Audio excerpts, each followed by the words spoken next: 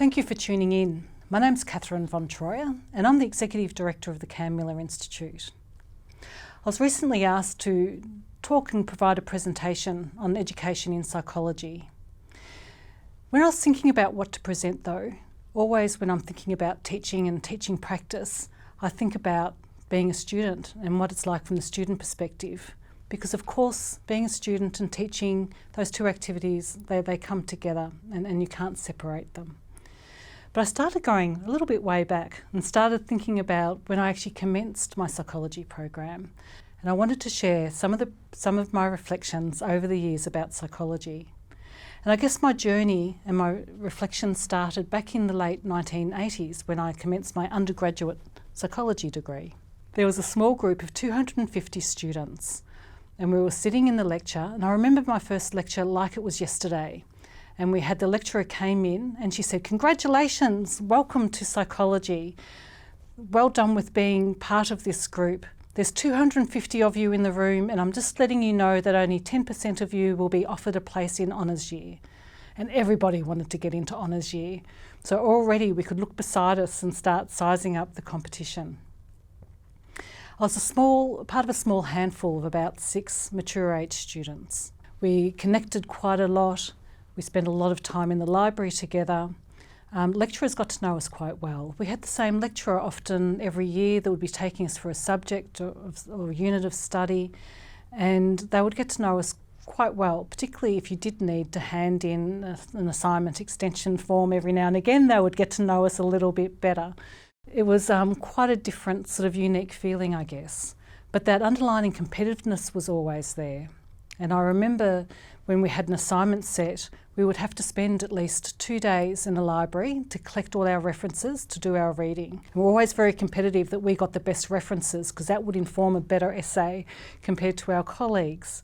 And I recall going down into the library and I opened up a volume which contained journal articles, and I'd have to go through different journal articles and I would find the article I want, which was informed by, mind you, using a microfiche in the library.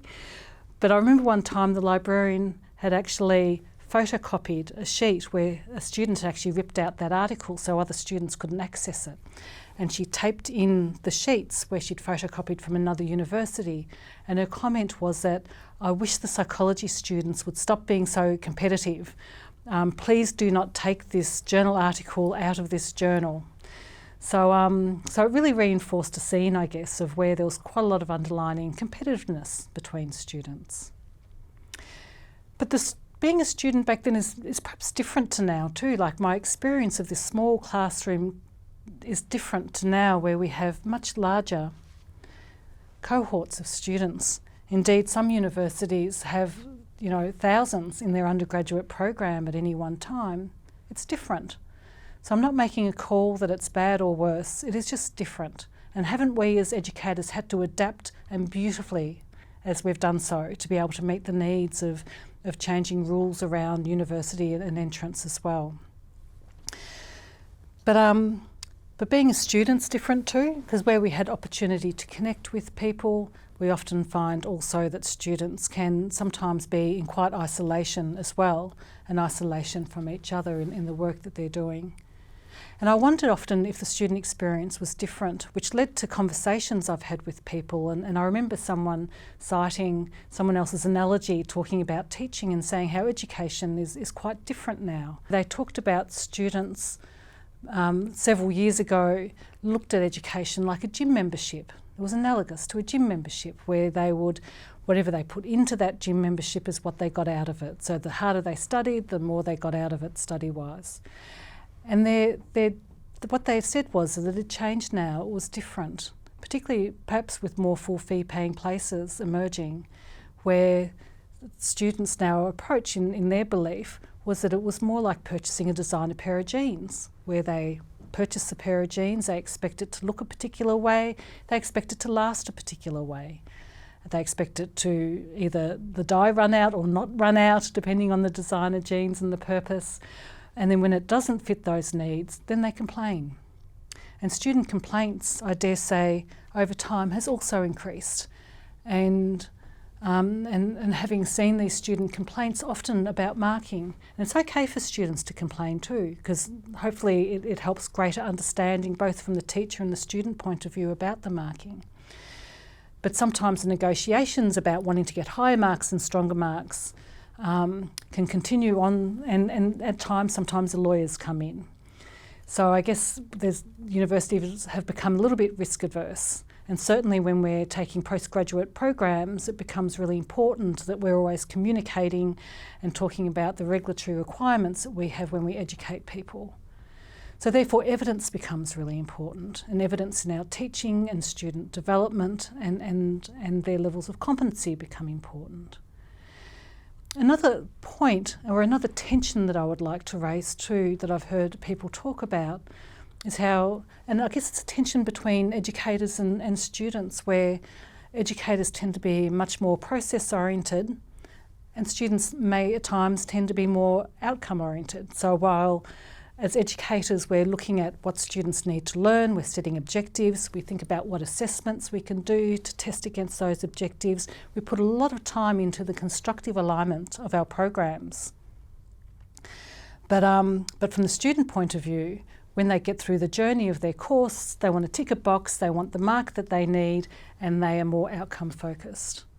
So therefore, it becomes of interest to me, how can we build that sense of student development both in our teaching and from the student experience, so their learning's enhanced, so it's more like a journey rather than the outcome and not like a checklist.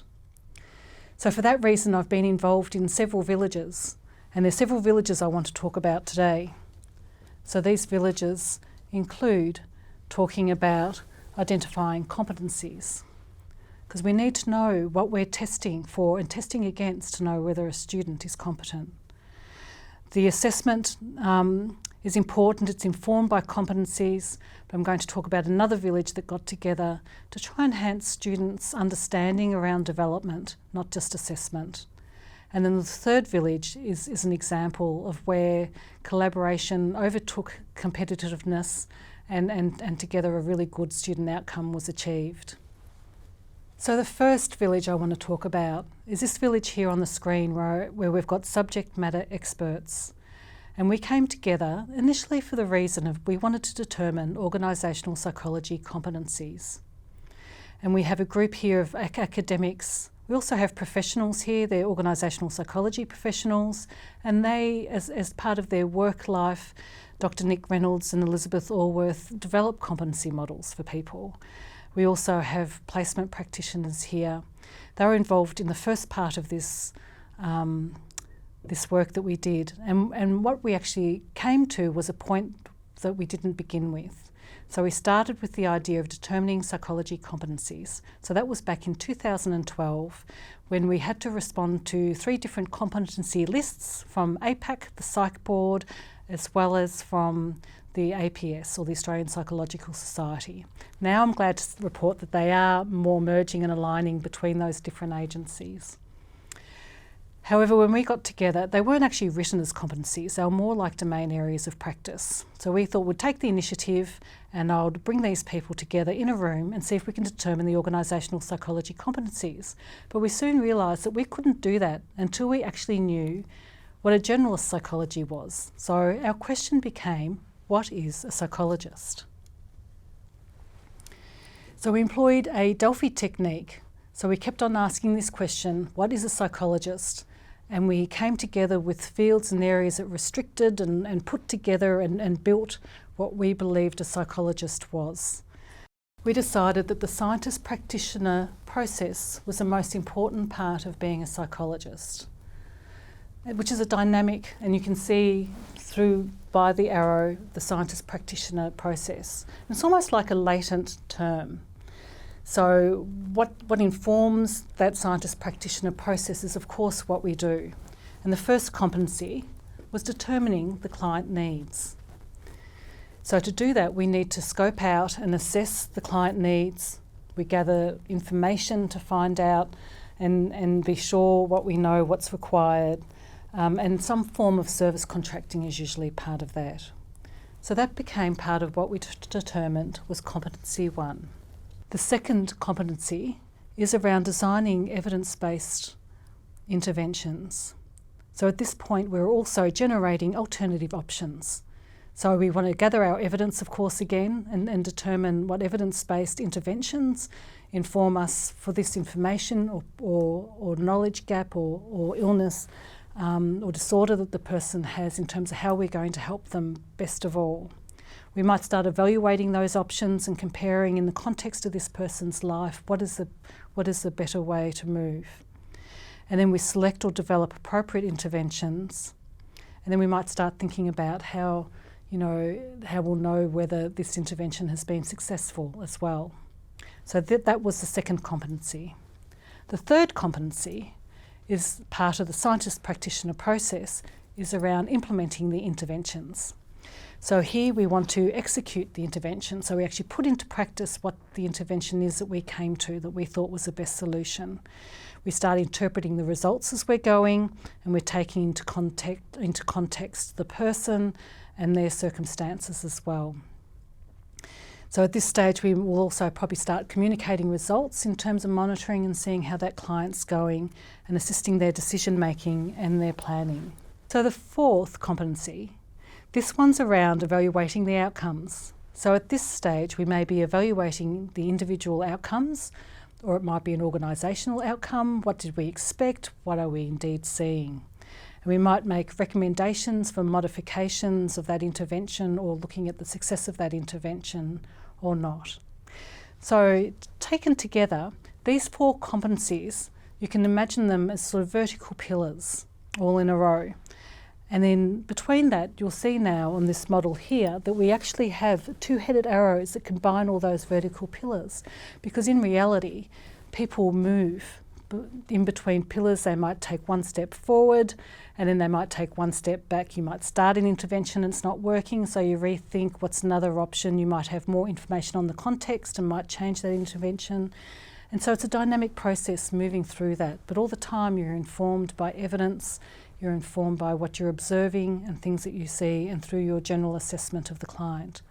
But it's not all the story, is it? Because these vertical pillars don't capture everything that a psychologist does, and certainly doesn't map totally onto course content.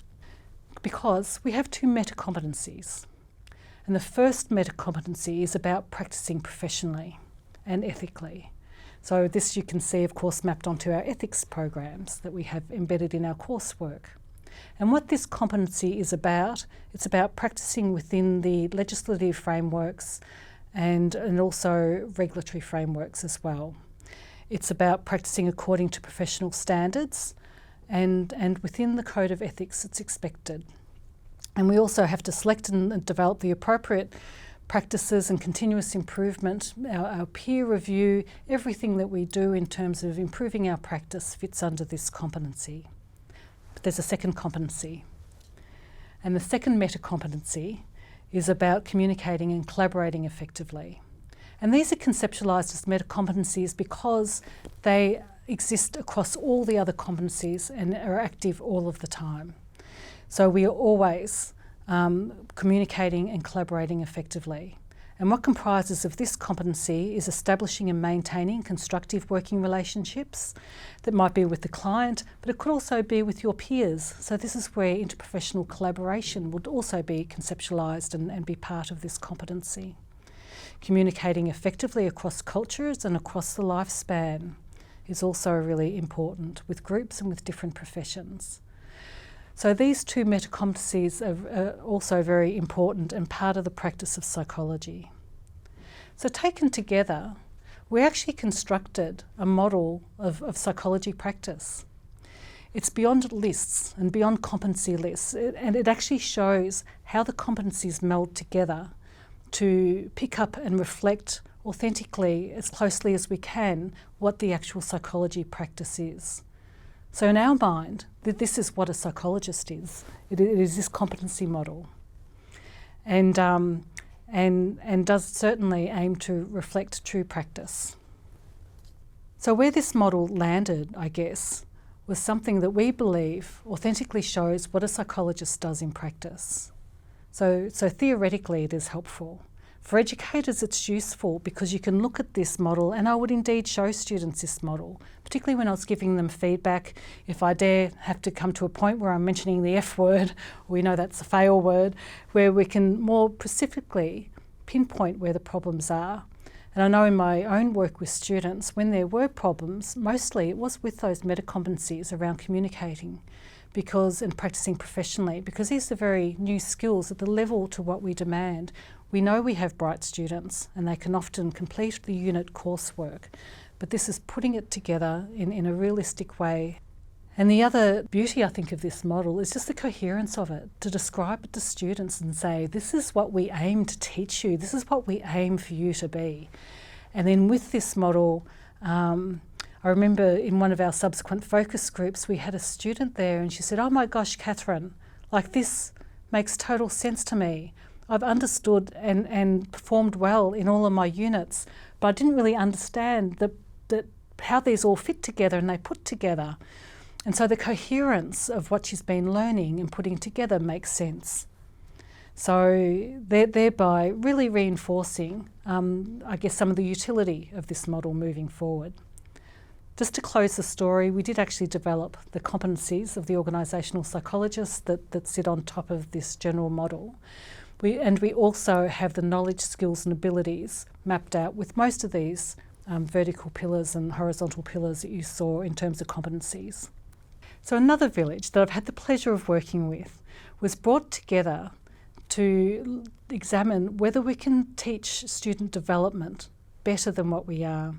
Up until this point, we often made the comment that students sort of looked at their work a little bit like a checkbox, where they achieved this, they've achieved this, and what we wanted to do was sort of try and reinforce to students that, you know, for them, and this was a 2-year program, for the next 2 years you're going to be developing scaffolding, and we've got a way of accessing and way of monitoring that moving forward.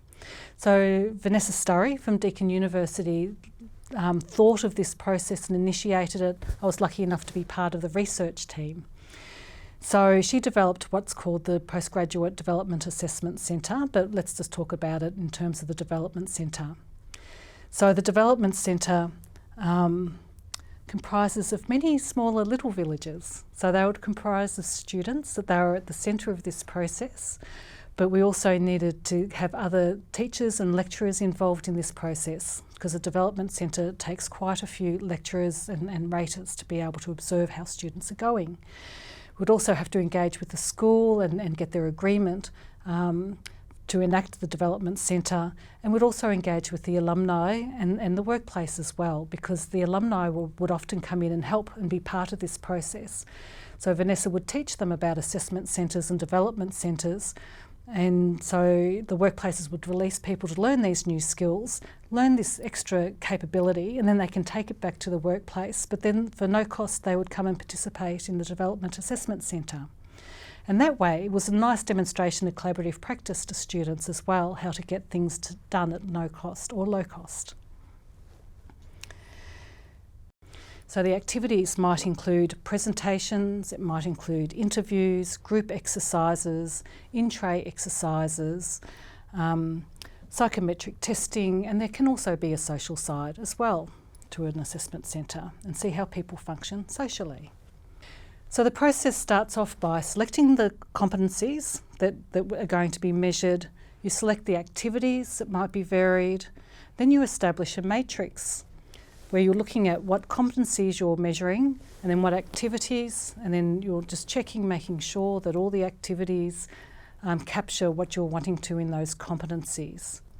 You need to train the raters in how to run a development centre and how to do the rating. And then you conduct the Development Assessment Centre.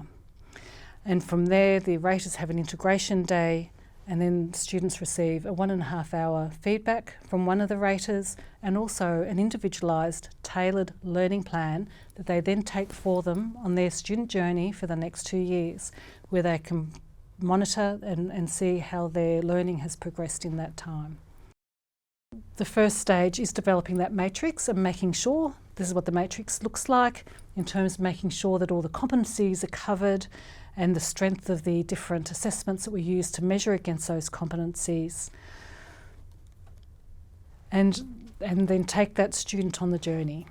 So it may be for the day the students come in and they are actually told, congratulations Matilda, today you're a graduate, it's your first day of being a graduate organisational psychologist for our organisation, because your manager's sick today and you're actually going to have to take over some of her work.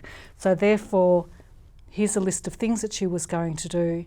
There's her office where she sits, there's her in-tray. Can you please sort out what her priorities are now, according to the materials on her computer and in the in-tray? There may be another activity later on, for example, I'll just give another example of a leaderless group exercise where they might get the students together to sit around a table.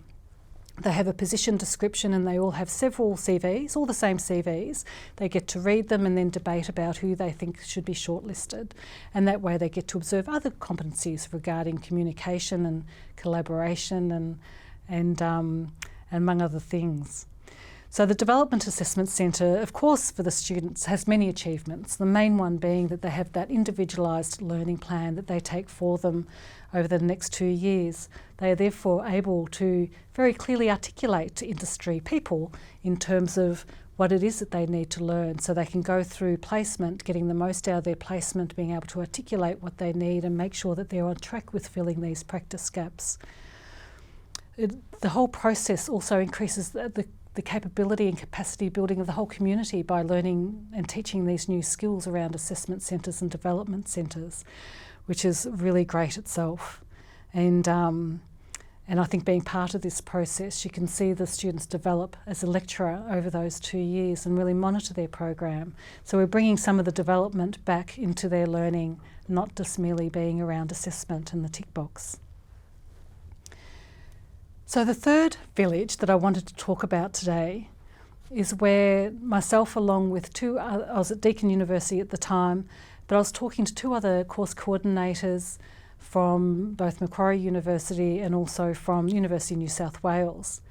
And we're actually reflecting that, and we're talking about benchmarking, but we were actually thinking how we don't need to be competitive anymore. There's enough students.